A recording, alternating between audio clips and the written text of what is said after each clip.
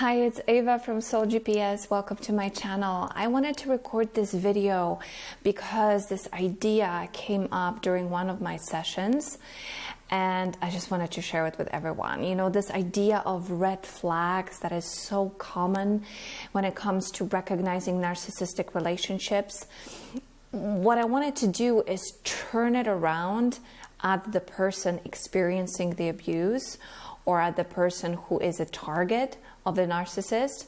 And I wanted to introduce the idea of looking for red flags inside ourselves based on our own self-observation.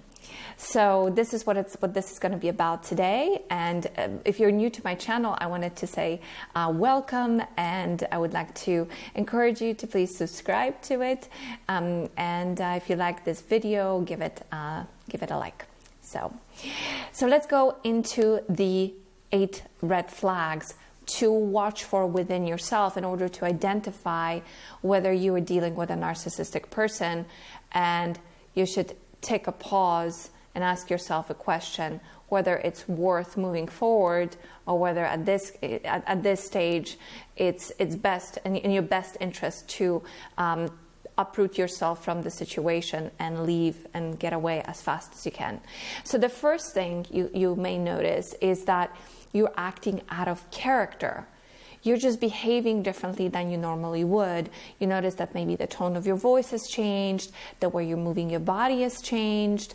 They're just different things. It's like you're watching yourself and you're like, that's not quite me. This happens pretty early in a relationship with a narcissist. In fact, right after or during the first interaction you may have with this person, they invoke something within you that will make you change the way you are. So you may notice that you feel a little anxious. You may notice that you feel apologetic. It's like, you know, the criticism sometimes can come up very quickly in an interaction with a narcissist, usually when you're putting up any kind of resistance. So let's say that you just met someone random and they want to ask you out right away. And you're like, well, you know, I'm not sure if I want to do this. And they're gonna pout. They're not gonna like this. And you may notice that you're feeling both anxious and apologetic.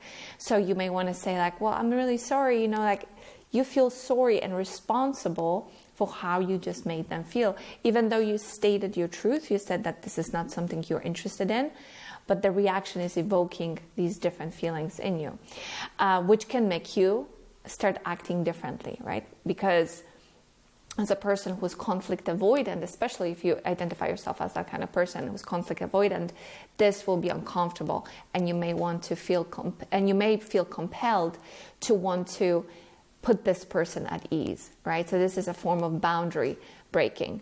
You may feel like everything you say and everything you do is wrong. Because again, unless you say yes to the narcissist, unless you become a yes man or a yes woman, then you're going to be met with resentment or even contempt.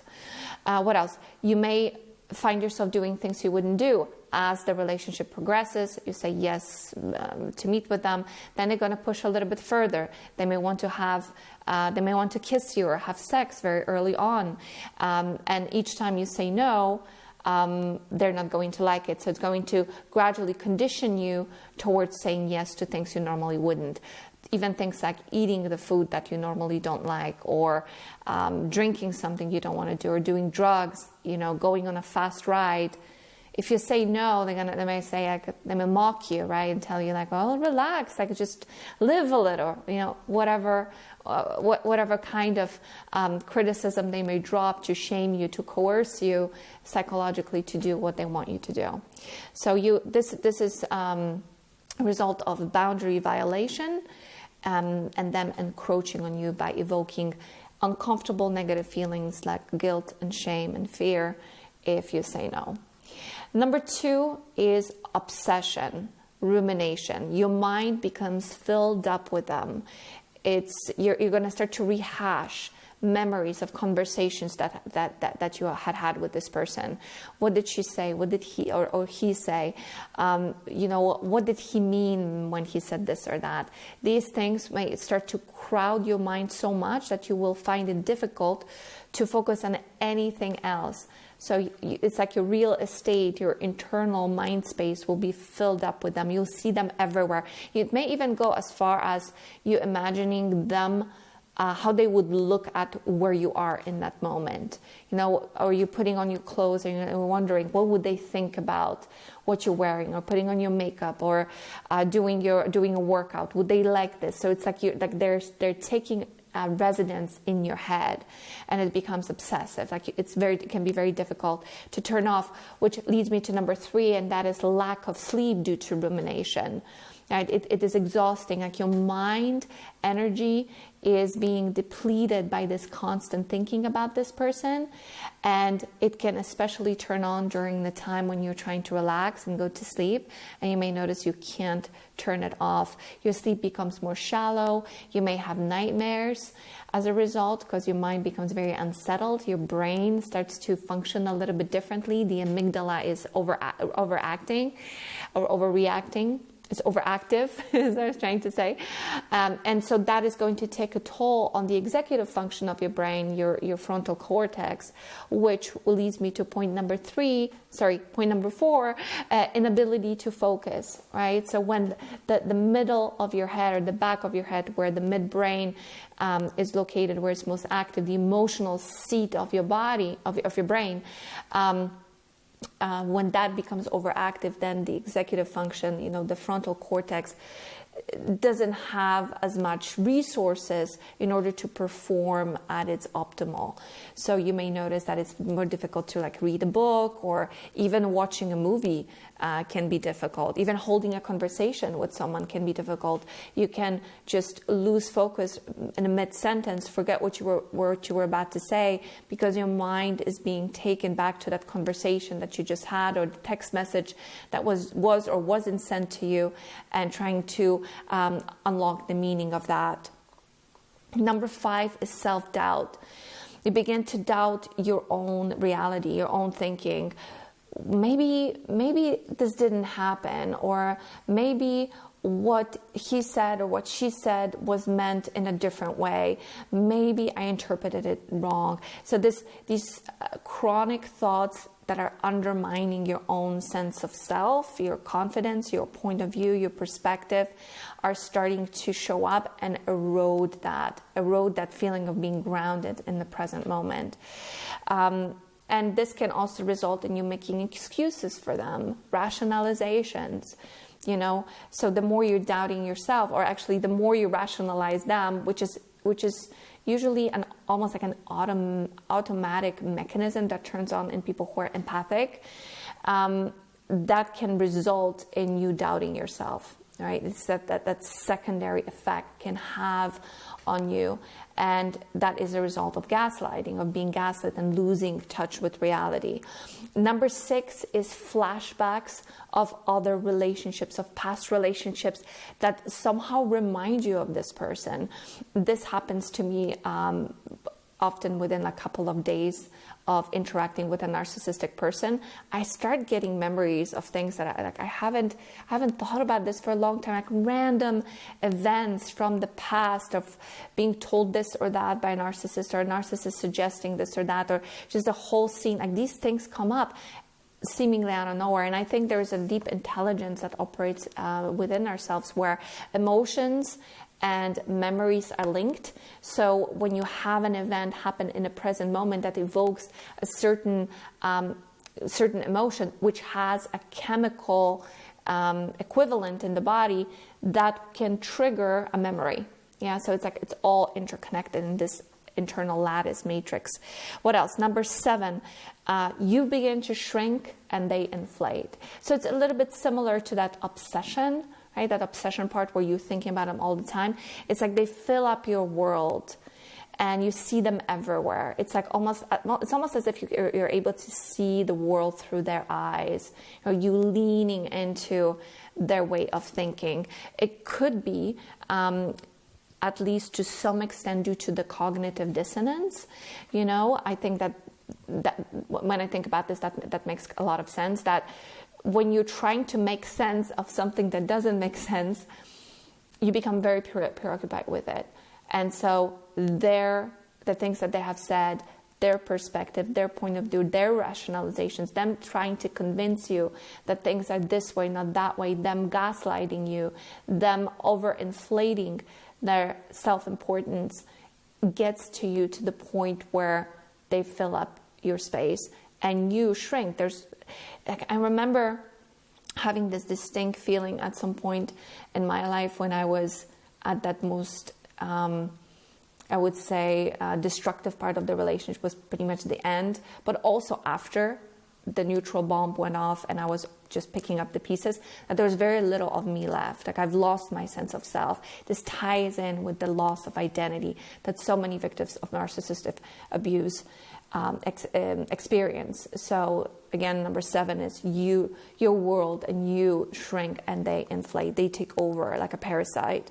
And number 8, you feel guilty all the time. So everything you say, everything you do, you second guess, and you become very preoccupied with the effect you're having on them. And the reason this happens is because they make sure you know this. They make sure that you get punished. They make sure that you feel viscerally the negativity of your no, right? It's the repercussion of you putting up any form of resistance or wanting to stick to your version of the story that's not going to be accepted. So they're going to make sure to evoke guilt within you. And that is something that narcissists are very, very good at. They do this automatically, off the cuff. It just happens every time you have a conversation. You feel like they're the ones who are victimized and you're the perpetrator. So what to do when you are in that stage? And again, this can happen really early, just after meeting the narcissist. You may recognize these red flags.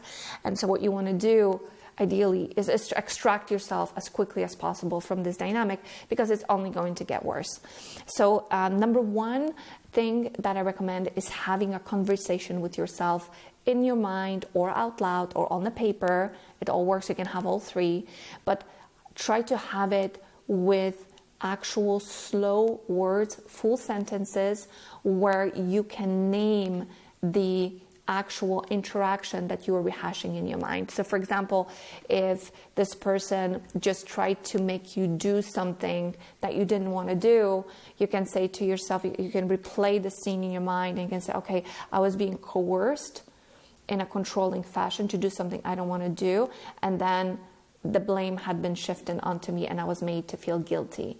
It's like you're consciously turning on the frontal side of your brain, the rational side of your brain, and you're making a connection between the emotion and your reason.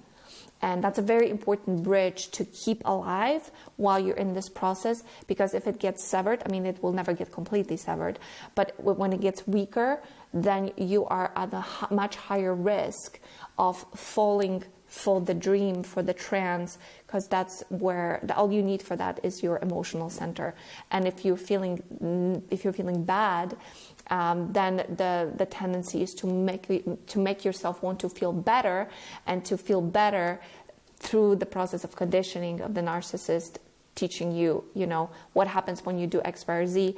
You come to the conclusion that you have to submit to the narcissist, say yes to them, give them what they want, and then for a period of time you're going to feel better, you're going to be close and feel connected. So you don't want to do that, right? So keep having a conversation with yourself. Writing is fantastic. I actually recommend writing with a pen and paper, but if you don't have it, if it's not something that's available to you, do it on the phone. Write down these thoughts. Make a list of the things that this person is doing where you feel like they're crossing your boundaries. Observe them, observe their behavior, how they're behaving towards other people. And whenever you see a red flag, you see something that really alarms you, write those things down as well. So we're waking up our executive centers in the mind, calming down the back of the head, calming down those emotions, and slowing down the thinking. Because if we don't do it, then the thinking can become very erratic, very chaotic, and very quick, and can create an emotional storm. And then the next thing we want to do, like I just said earlier, is to feel better, and that can lead to doing things that are not healthy for us. Number two, the second thing is conjure up a symbol for them. So as empathic people, we have a tendency to make excuses. It's kind of an automatic thing. We make excuses, we make rationalizations for bad behavior. And then the narcissist is so good with mixing the positive with the negative that it can create this very chaotic inner state where it can be very easy to remember the good things that they have done, right? So what you want to do so that you don't get swept into that storm and end up on this side where you're defending the narcissist to yourself, is to have like a symbol of their terrible behavior. It could be a parasite, it could be like a devilish face, it could be a vampire, whatever it is. If you anchor that in your mind, then each time you ruminate, which will happen a lot, you can consciously conjure up that image, and it will override. It will make like a stamp on the other memories and allow you to extract yourself emotionally from that pool. And number three is practice mindfulness. And I mean, I want to say I have a very specific kind of mindfulness in mind, and that is self-observation. So not only are you watching this person do these things for you, but you're also cultivating kind of like a third point of view of a consciousness that is observing them and you responding to them. You see what I mean? That will allow you to have an opportunity to grow yourself even more, to become more self-aware, to become more self-conscious in a constructive way. Not self-conscious like, frozen, but more like, okay, when he does this, I do that. That's interesting. It's kind of like becoming a forensic scientist of your own inner landscape. So that's the video that I wanted to bring to you today. I hope that this was useful. Ultimately, what makes us become free from the narcissist is having a life purpose, having something bigger to live for, also not wanting anything from the narcissist, because as long as they have something we want, whether it's its own form of supply that they give us by giving us their attention or sexual energy or whatever it may be, as long as that's present and you want something from them, they have power over you. The moment you don't need that anymore because your life is good enough and it's big enough and it's interesting enough and you get so absorbed in it, then the spell breaks. The spell shatters and they no longer have any power over you. So let me know in the comments down below what you thought about these points I've shared with you. There were 8 red flags to recognize within yourself, but I'm sure there are more things you can observe within yourself. So share those down below with other people because I'm sure they will benefit greatly from that as well. And for now, I'm saying goodbye and wishing you a wonderful, wonderful day. Bye-bye.